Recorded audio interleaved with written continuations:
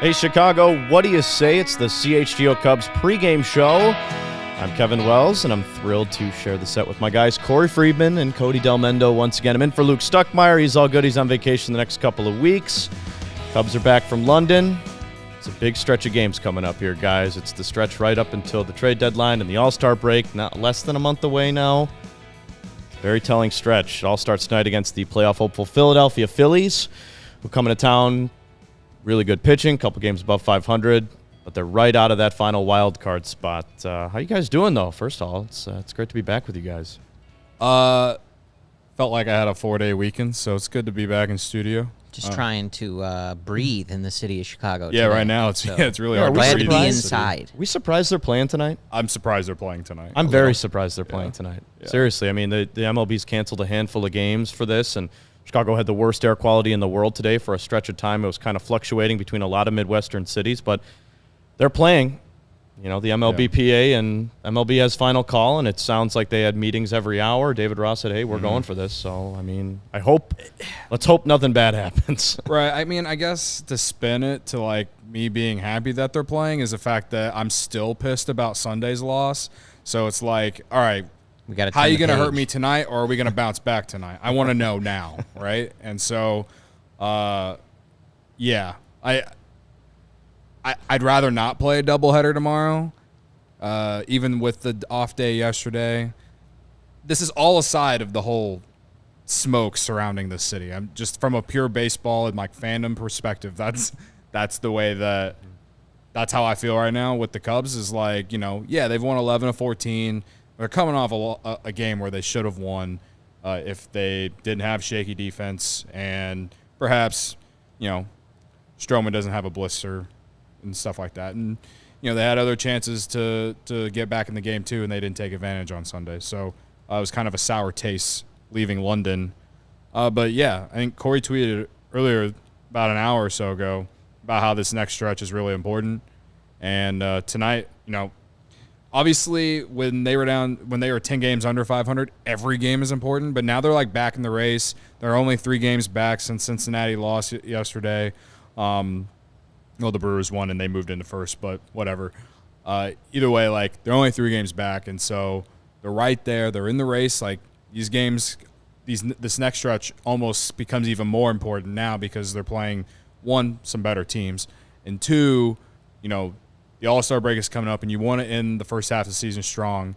And if they're able to, you know, win, there's 13 games. If they were able to win 7 or 8 of those 13, I think that you can call that a success and go into the All-Star break feeling pretty good, right there in the race for the division. Yeah, I talked about this with Brendan on Sunday. Like, I hate to be hyperbolic because it's so close, right? And we don't know what the kind of make or break point in any schedule is going to be, but 13 straight games here.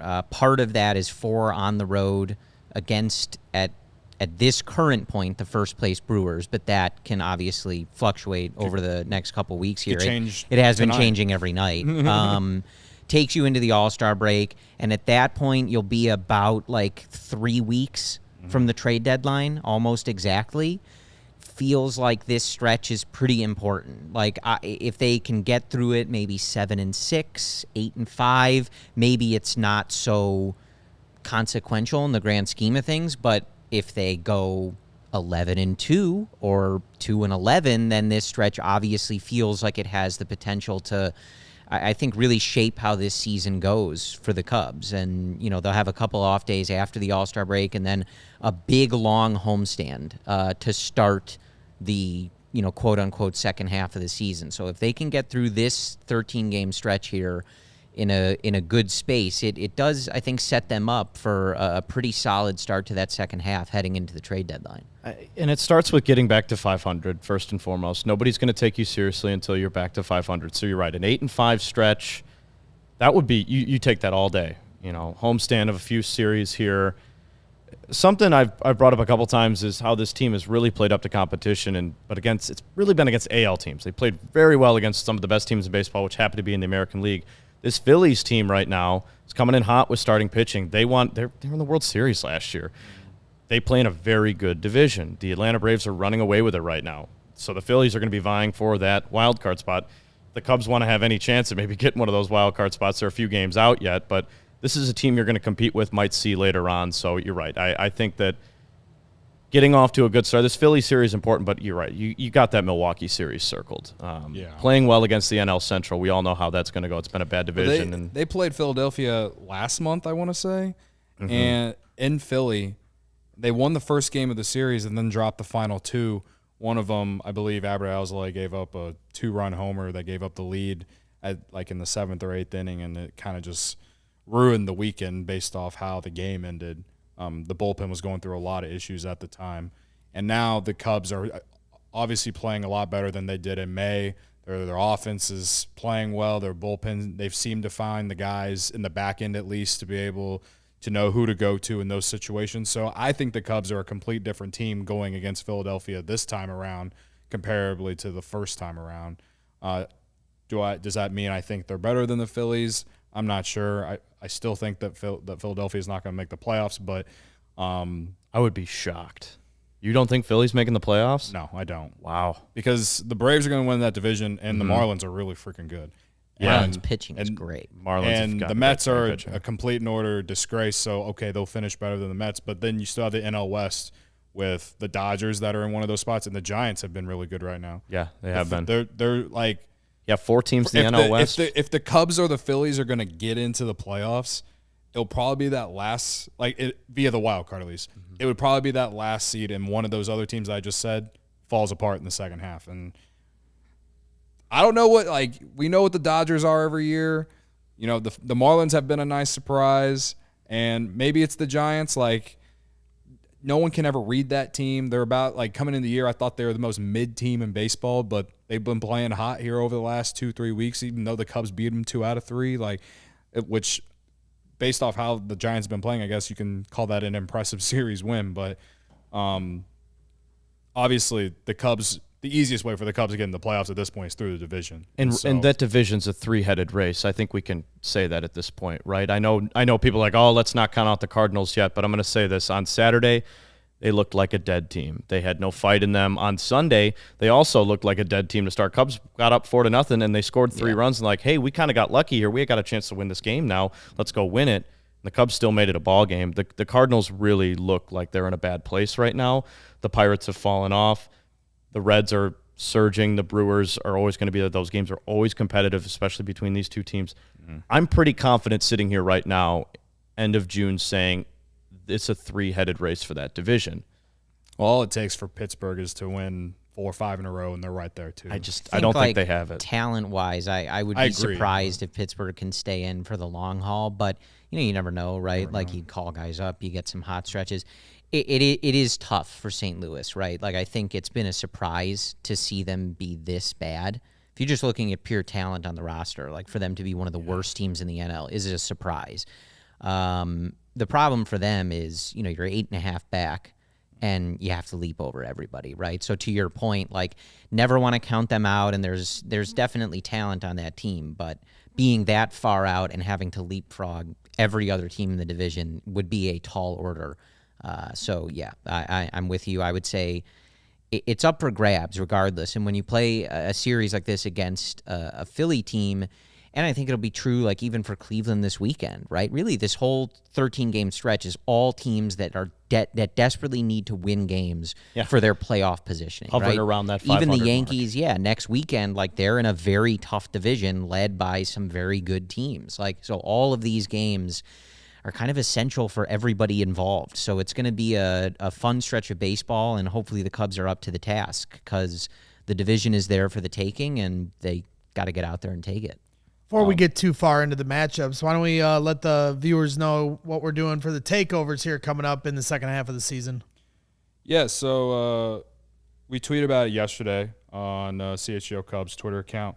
We're doing a takeover for the Crosstown Cup this year, or Crosstown Series. So obviously the Cubs go to the Cell or Guaranteed Rate Field. I'm always going to call it the Cell. July 26th. We're doing a pregame meetup. It's literally called Comiskey. Whatever. I don't care. I don't care. I legitimately don't care. Anyway, we're doing a pregame meetup. I forgot the name of the bar, but the link that we tweeted out has all the information, and then we'll all go to the game. Same thing at Wrigley, August 16th. The bar still hasn't been decided yet, but again, come hang out with us at the game as well as the pregame meetup. And again, we tweeted out yesterday. We'll keep promoting it as days move along. Should be a lot of fun. The ticket that you buy basically pays for, you get a free T-shirt and then your ticket to the game, I believe is what it is. So It's a pretty great deal. Yep, that's you pretty get the T-shirt that was shown on the graphic, which is like the new Cubs and White Sox one we got. So right now we're actually trying to we have a little friendly competition between us and the Sox guys trying to sell out, like who can sell out faster, the one at the Cell or the one at Wrigley Field. So I like that. tell all your friends to buy the one at Wrigley Field. That way, and like you were saying, if you become a diehard, you can get a discount on the tickets. You get a free shirt, whether you're a Cubs or Sox fan. The July 26th at guaranteed rate. The pregame meetup will be at 5:30 at the Carrig Pub on 147th Street. And for the Cubs pregame meetup, that's still to be determined. So you got an opportunity to have some fun with some of the CHGO Cubs and Sox gangs and get some free merch and become a diehard, and you can get it at a real discounted rate. So make sure you go and sign up for that. Well, and hopefully, as we've talked about, Cody, as we've begged, that mid-August game is competitive, right? All we want is meaningful games at Wrigley Field in the fall. I wanted to tweet as this we head to yesterday. But I don't want to give off bad karma, but like I want to believe that the first series at the Cell is like the pregame to the pregame funeral for the Sox as they sell off all their pieces at the deadline, and then after that, when they come to Wrigley Field, is the funeral of Sean Anderson is going to clip this if things go the other you direction. You just set yourself up on a tee. Oh, I know. I haven't forgot what Sean Anderson did to me last summer for this. Should I go there with you? I think the Sox are selling too. I mean, I think they think they're selling. I think they think that it'd be smart for them to sell at this point. Again, if anyone knows me, I could give two shits about this rivalry. Everyone knows I hate St. Louis more than anything else in the world outside of the Green Bay Packers. Amen, brother. That's my shot back after everything that Sean did to me last summer. So, to me, I think we're a clean slate now. So Getting back to St. Louis real quick, shout out to those fans for making Adam Wainwright delete his Twitter too. I mean, tough scene. Real classy from the You St. hate Louis. to see it. Yeah, you hate to see Guy it. who brought you a couple World Series. Yeah, real classy there. I was told best fans in baseball. Yeah, you hate to see that. Real quick, before we get to the news of the day, a lot of call-ups for the Cubs today. A lot of all positive news, really, for the most part. Yeah. Just quick couple sentences on London. What did you guys think? Me personally, I thought it was cool. I think it was cool for the fans over there, baseball fans in Europe getting to experience it. I just don't know. I'm glad I didn't go. I'm glad I could watch it on TV. I don't think I needed to be in the park to experience it. It wasn't like the Field of Dreams. It wasn't like it had a American historical tie-in to it. It was kind of how I saw it. Maybe it's different. I think 60,000 fans would have been pretty cool to see a baseball game at. Wrigley's 40,000 max, 42,000. Just going off that, I mean, I think the whole point of it was trying to get baseball fans in Europe like that. I think the general consensus of the point of it was for that. So in that aspect, I think it was a success, and hopefully a majority of everyone who went became Cubs fans, because if they became a fan of the other team, I don't know how they looked really bad. Even though the ESPN broadcast just wanted to talk about Yankees Red Sox the whole time. Yeah. So I thought it was fine. Like, it was the only thing that I didn't like was that I had to get up before 9 a.m. on a Sunday to watch the game on Sunday, but whatever. I mean, that's time change. That's not on baseball. I thought it looked fun. I mean, I hope it's hard to know if it accomplished kind of what they're setting out to do, but it does seem to create a little bit of a buzz. I know some people that went over and had a good time. Mm-hmm. Personally, like, the Sunday was sort of my biggest fear. Like, I feel like if I had made the decision to go, I would have gone and only gone to the Sunday game, and then they blow a 4-0. So I've flown to Europe to watch them blow a 4-0 lead to the Cardinals. But no, I mean, it's cool. To be honest with you, I kind of enjoyed it maybe more visually just watching on TV than the Field of Dreams. Seriously, okay. I didn't really, and maybe that's just because like the Cubs team was worse and the Reds were also bad, and but I like the movie Field of Dreams, but like I didn't really care about that at all. Like them playing at that field was like, okay, whatever.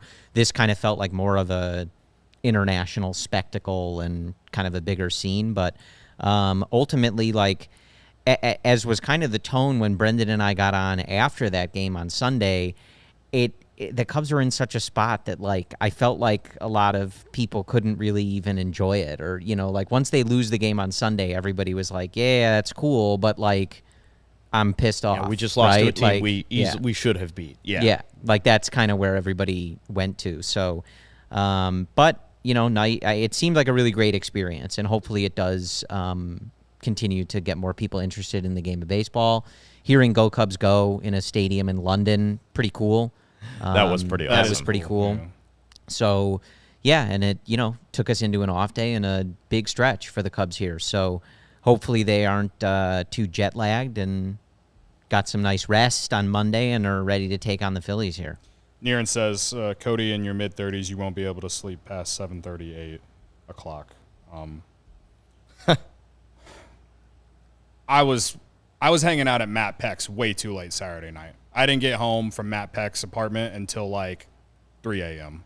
Wow, late night for the boys. I was hanging out on Matt Peck's couple of roof. beer bats at Peck's. I was at Matt Peck's from CHGO Bulls. I was on his roof hanging out with like a few of his friends in like Roscoe Village. I think that's the neighborhood he lives in, and that's why getting up at 9 a.m. was brutal for me on Sunday. But so yeah. Perhaps next time I shouldn't be out till 3 a.m. hanging out on my friend's roof. You know what? I rolled out of bed at like right around first pitch, and I didn't turn on the TV. I'm just not a fan of ESPN broadcasts. And I turned over and to the choir, man. I listened to Pat and Ron while I was, listening. I had my eyes closed, and I was kind of just rolling out of bed, waking up on a Sunday morning. It was phenomenal. Pat Hughes also just sounds like he's in such a great place right now. He's really loving this stretch of baseball. I know you probably listen to a lot of those broadcasts, but that's a whole other thing. Like, they're having a blast in that booth right now, and it makes me smile. I did so like seeing at the kind of pregame event in London, like Pat and Ron being there, and like, I don't know, it's just cool. I'm glad Pat's had to call a lot of really bad baseball for the Chicago Cubs the last couple of years, and certainly during his tenure, that's goes back a long ways here. So I'm glad. Hopefully he enjoyed that. Maybe that's my main takeaway from the London weekend. I hope Pat Hughes had a nice time across the pond. Whatever, maybe he seems like a tourist kind of guy. Gonna go check out the sites, old historical places. That seems like his jam. So I hope his, he had sweatshirts that he a very likes to wear, very nice weekend. I'm sure it was nice and warm there. Our friend Rachel from the UK, she I texted her over the weekend and asked her, like, what's the cool thing so far? And she said when Pat Hughes waved to her, it was like she was blown away.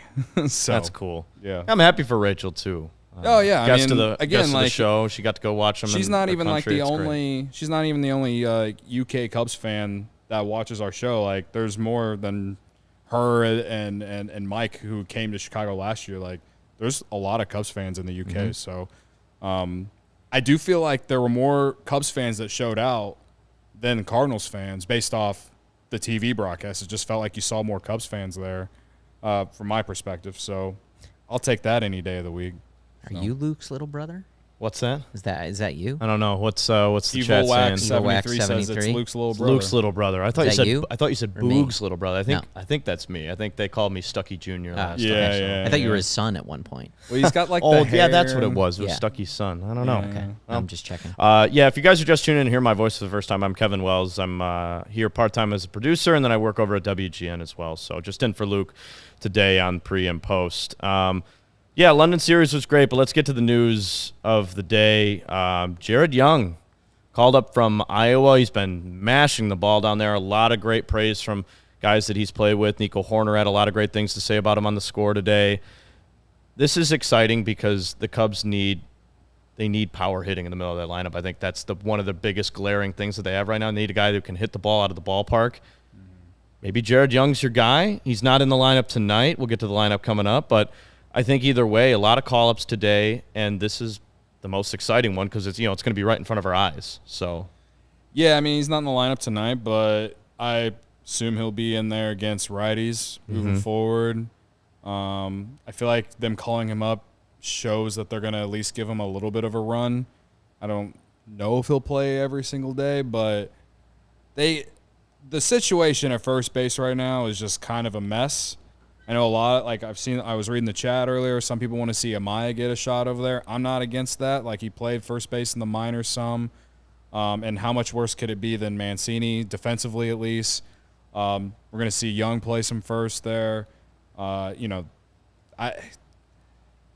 Wisdom's on the IL, so you're not like, I don't know if they'll give him a shot when he comes back. Like, it's like defensively at least, it's been a mess. Like Mervis, he was probably like, that was probably the one thing he was fine at when he was here was defense. He had 1 or 2 bad plays I can think of off the top of my head when he was here.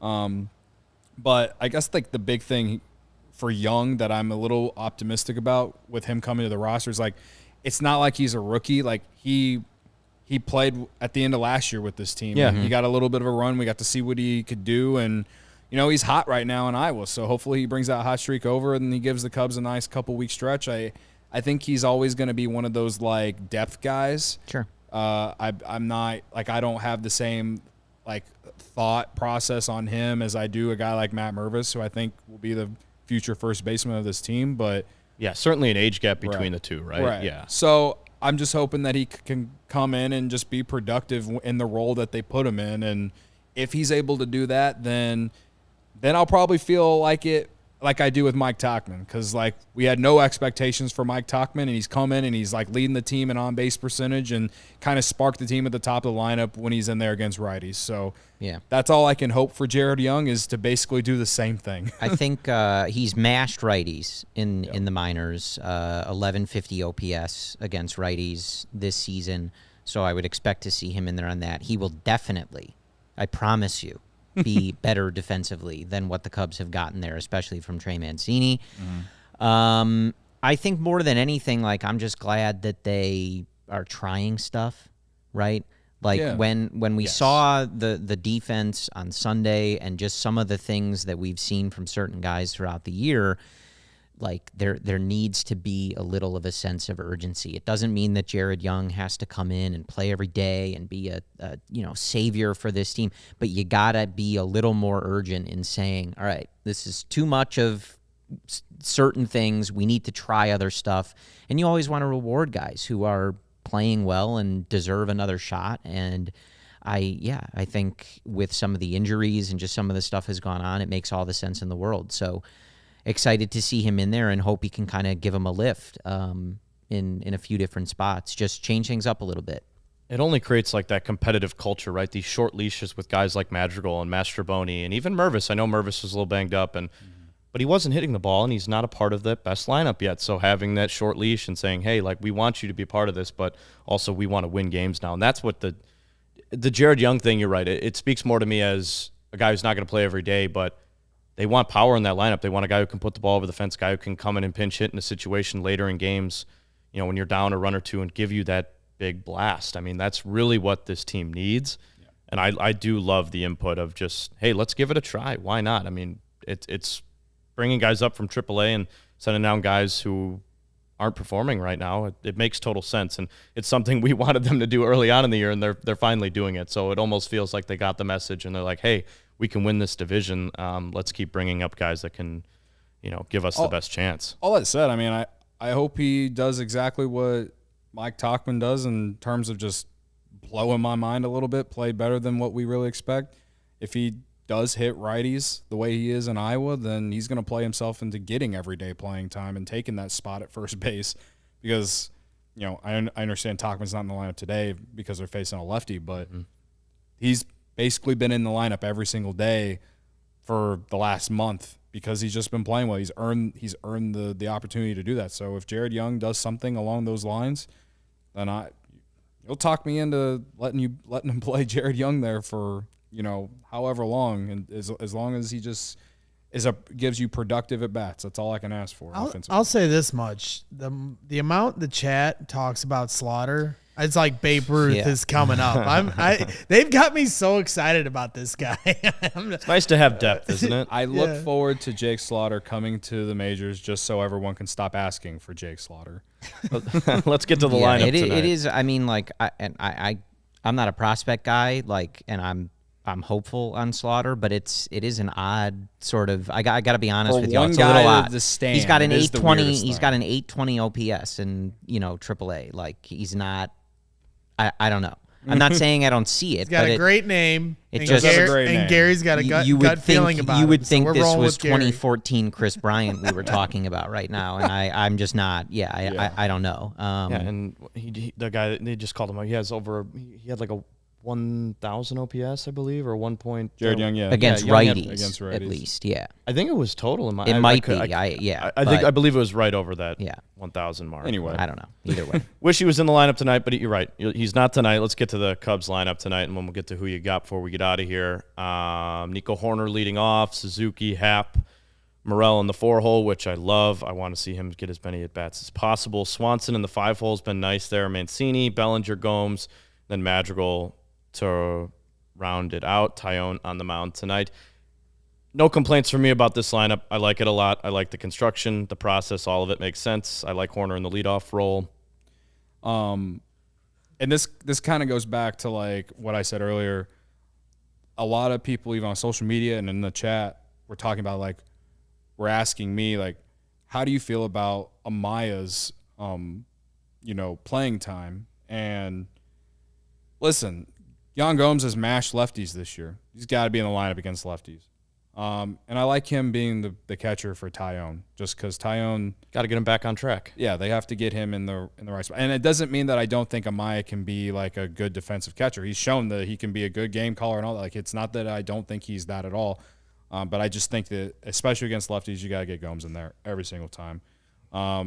Okay, could he DH instead of Mancini? Sure, but when are you going to play Mancini? He's on the roster. He's on a 2-year deal. They're not going to DFA him. Like, this is against lefties is the only time that they can play him. And the big thing for this, if they're not going to, or the reason they're not playing Amaya is because they still haven't figured out a position for Christopher Morel to play. He's in center field tonight, but that's because Tauchman is a lefty, and they want they want to load up with righties because against righties, Ranger Suarez righties are hitting like 282 against him this year, while lefties are hitting like 143. Yeah, so only Bellinger being in there makes sense as the only lefty, right?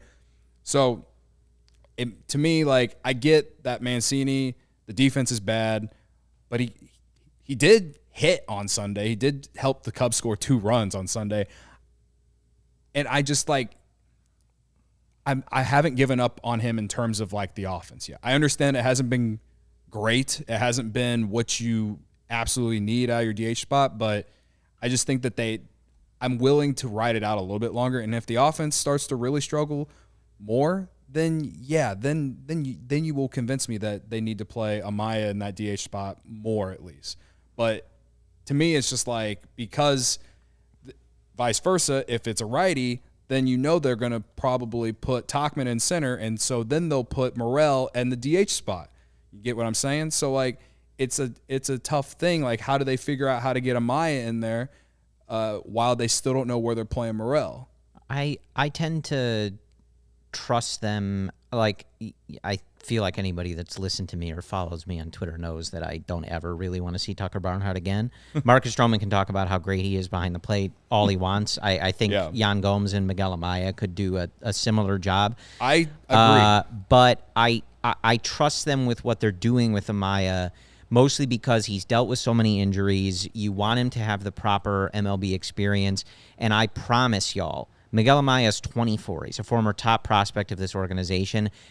They want him to be good. They want him to be the starting catcher of this team in years going forward, so that they don't have to pay guys like Tucker Barnhart millions and millions of dollars, because they wouldn't have to do that for Miguel Amaya for some time. So it's all to say, like, I want to see him in there more. I want to see him contribute, because he's been great for this team. He's been a really big lift for this team. He's one of the best stories for this team, I think, in years, given where his injury status and all that was. Mm-hmm. I do try to trust them on how much they're using him, because they need it to work out like long term. So like Absolutely. I think the numbers have been great in there. like the limited time that he's been able to play. So I get why fans want to see him play, but for him specifically, only because of, like you said, the injuries in the past and all that, like to get the production that they have got from him, considering like all things considered from the last few years, it's actually incredible that he's doing what he's doing. So Absolutely. I'm not trying to push it. Yes, they got to find a ways to get him in the lineup, and there's going to be days where they probably sit Mancini against lefties instead and go with Amaya, and I'm okay with that too. But they got to find a way to level it out, because unless it's a day where they're going to let Amaya catch, and I'm fine with that too. I feel that's the one thing I do feel really good about him is just as a defensive catcher. Like that's been like all the players have raved about that, and that's good to hear. So. Barb in the chat saying, is Stroman okay? Yes, he's good. He's expected to make his next start. Yes. So I think we all kind of knew that. That's a relief. But obviously big on the injury front, Stroman being the best pitcher in the National League so far this season. He's expected to be okay and going to make his next start. He's got a couple extra days in there. Real quick, let's get to the Phillies lineup and then who you got. Kyle Schwarber leading off. Trey Turner, the $300 million shortstop. Castellanos, another former friend alert. He's been their best hitter this year. Bryce Harper kind of had a power outage for them so far, but he's still getting on base a lot. Alec Boehm. I can't read the bottom one. Stott, Marsh, Clemens, Stubbs, and Suarez. Ranger Suarez to round it out. Suarez has had a very impressive month of June. He's gone at least 6 innings in his last 5 starts. Not a ton of walks, a lot of strikeouts, really battles lefties well. So not going to be an easy one for the Cubs tonight. Schwarber has 2 homers against Jameson Taillon in his career, back at beautiful historic Wrigley Field. I'm ready to be hurt again. Yeah, wonder what the odds are for that one. Plus Who you got 260. tonight? Oh, to hit a home run? Yeah, Did you take it? Yeah, I did. Yeah, I knew it. He got him. Who you got tonight? You guys got? I'm going with Nico. He's on a 5-game hit streak. He's seeing the ball really well right now. He seems super relaxed at the plate. He's leading off. He's in a comfortable spot. Give me Nico. Yeah, so I'm going with Mancini. The Cubs are 11-2 when I take the combination of Mastroboni, Barnhart, or Madrigal, and now I'm adding Mancini to that because Mastroboni is going back to Iowa. So everyone's pretty down on Mancini right now, so give him to me. It's time for him. This is how he manifests a good performance. I got Seiya. He's just been in a rough stretch.